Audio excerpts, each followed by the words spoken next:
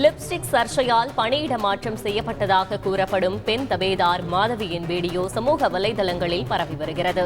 சென்னை மாநகராட்சியில் மேயர் பிரியாவிற்கு தபேதாராக பணியாற்றி வந்த மாதவி பணியிட மாற்றம் செய்யப்பட்டார். விவகாரம் பரபரப்பாக பேசப்பட்டு வந்தது.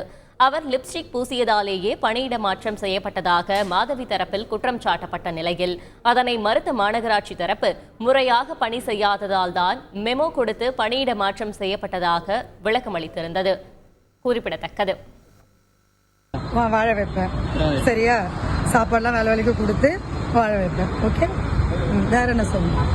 அதுக்கு முன்னாடி வேற ஏதாவது சொன்னீங்களே, அதான் கையில வச்சு தூக்கிடுவேன் அப்படிலாம் சொன்னீங்க. ஆளை வச்சு தூக்கின்னு போய் அவங்கள தீபா கூட வாழ வைப்பேன். ரெக்கார்ட் பண்ணிட்டீங்களா?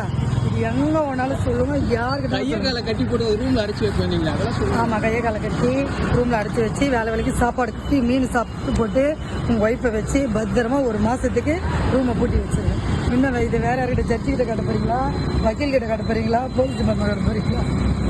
உங்க அம்மா கிட்ட நீ என்னை மாதவிடி சொல்லிச்சு நீ போய் சொல்லு. என்ன